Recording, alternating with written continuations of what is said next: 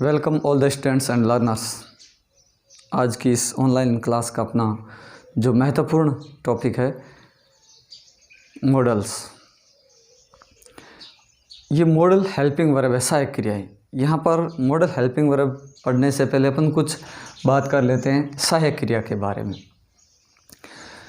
Auxiliary verb, auxiliary verb सहायक क्रियाएं। Helping verb से पहले की पृष्ठभूमि है, अपन इसको समझ लेते हैं। ऑक्सिलरी वर्ब सहायक क्रियाएं, ये सहायक क्रियाएं कुल 24 है, इनकी संख्या 24 और इन 24 सहायक क्रियाओं को बांटा गया है प्राइमरी ऑक्सिलरी वर्ब और मॉडल ऑक्सिलरी वर्ब। 24 जो सहायक क्रियाएं हैं उनको auxiliary verb, primary auxiliary verb, इनकी संख्या 11। ये प्राइमरी ऑक्सिलरी वर्ब, ये प्राथमिक सहायक क्रियाएं, ये टेंस बनाने का काम करती है। और मॉडल ऑक्सिलरी वर्ब, मॉडल इसका अर्थ होता है मन स्थिति। मॉडल शब्द मूड से बना है, इसका अर्थ होता है मन स्थिति, अपने मनोभावों को बताने वाला शब्द है। और ये मॉडल हेल्पिंग वर्ब, मॉडल सहायक क्रियाएं हैं संख्या में 13। 11 और 13 ये कुल 24 सहायक क्रियाएं हैं। अब इन दोनों में अंतर, जो सहायक क्रियाएं जो ये प्राइमरी ऑक्सिलरी वर्ब जिसमें बी के रूप है is, are, am, was, were, do का डू, डज, डिड और हैव का हैज, हैव, हैड। ये जो 11 सहायक क्रियाएं हैं ये टेंस बनाती है। और जो मॉडल हेल्पिंग वर्ब है can, could, may, might, shall, should, will, would, must, ought to, need, use to और डेयर, ये 13 जो हेल्पिंग वर्ब है मॉडल सहायक क्रियाएं, ये मन स्थिति, मनोभाव को दर्शाने वाली होती है। यही इन दोनों में अंतर है। इनका प्रयोग हेल्पिंग वर्ब के रूप में होता है और साथ साथ ये मेन वर्ब का भी कार्य करती है। कहीं कहीं जो ये 11 सहायक क्रियाएं हैं ये मेन वर्ब का भी काम करती है। जैसे he is a good boy, is के साथ में कोई मेन वर्ब नहीं है तो ये खुद मेन वर्ब है। ही डज हिज वर्क, वह अपना कार्य करता है तो यहाँ डज मेन वर्ब के रूप में। लेकिन यहीं पर he is singing, singing main verb है तो इज यहाँ पर हेल्पिंग वर्ब हो गया। यहाँ पर इज मेन वर्ब और यहाँ पर helping verb. He does not play football, तो यहाँ पर डज हेल्पिंग वर्ब है और प्ले मेन वर्ब है। इसी तरह से ये जो हेल्पिंग वर्ब है मॉडल हेल्पिंग वर्ब, ये हेल्पिंग वर्ब का ही कार्य करती है। इसी तरह से जैसे इसमें ये मेन वर्ब है, इस तरह का कार्य मॉडल हेल्पिंग वर्ब नहीं करती है। देखो सबसे महत्वपूर्ण है कि मॉडल हेल्पिंग वर्ब पर सब्जेक्ट के वचन का और जेंडर का प्रभाव नहीं पड़ता है।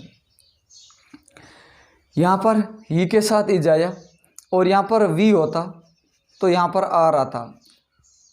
सिंगुलर के साथ इज और प्लूरल के साथ में आर। इस प्रकार से मॉडल हेल्पिंग वर्ब सब्जेक्ट चाहे सिंगुलर है, सब्जेक्ट चाहे प्लूरल है, मॉडल हेल्पिंग वर्ब पर इसका कोई प्रभाव नहीं पड़ता है। जैसे आई के साथ में भी कैन आ गया और दे के साथ में भी कैन आया, तो ये मॉडल हेल्पिंग वर्ब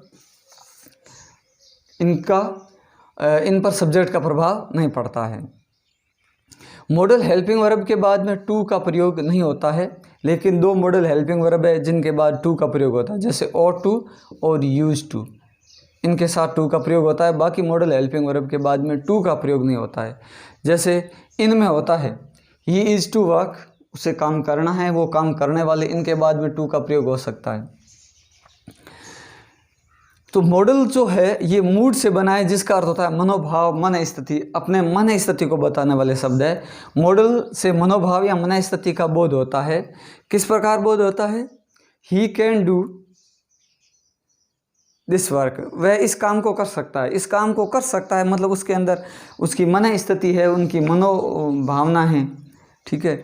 लेकिन ही डज हिज वर्क, वह अपना काम करता है। यहाँ डज ये मॉडल नहीं है। ही डज हिज वर्क, वह अपना काम करता है, इसका मतलब वो काम करता है, उसमें यहाँ पर कोई मन स्थिति का भाव नहीं है। लेकिन वह काम कर सकता है, वह अच्छे अंक प्राप्त कर सकता है, वह RAS IAS बन सकता है, तो ये उसकी मनोभाव है। तो ये मॉडल्स है, ये मनोभाव को बताने वाले शब्द होते हैं, ये टेंस नहीं है और ये टेंस बनाते हैं। मॉडल हेल्पिंग वर्ब के साथ में वर्ब की फर्स्ट फॉर्म लगता है। मॉडल हेल्पिंग वर्ब के बाद में थर्ड फॉर्म लगता है जब इनके साथ में बी वर्ब हो। मॉडल हेल्पिंग वर्ब, मॉडल मतलब can, could, may, might plus be और उसके बाद वर्ब की थर्ड फॉर्म लगा सकते हैं।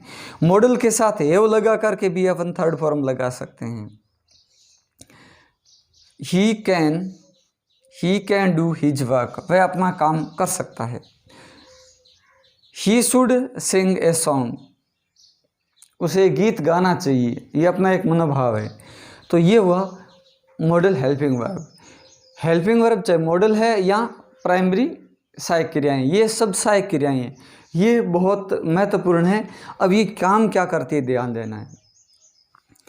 ये मॉडल हेल्पिंग वर्ब सब्जेक्ट के आसपास रहेगी। ये जो हेल्पिंग वर्ब है ये सब्जेक्ट के आसपास रहेगी, यानी कि हेल्पिंग वर्ब ये सब्जेक्ट के पास में रहेगी, या सब्जेक्ट के आगे या सब्जेक्ट के पीछे, ये ध्यान रखना है। ये हेल्पिंग वर्ब है, ये सब्जेक्ट को छोड़ करके कहीं नहीं जाती है, दूर नहीं जाती है। जैसे subject helping verb main verb, या फिर हेल्पिंग वर्ब प्लस सब्जेक्ट, तो ये सहायक है।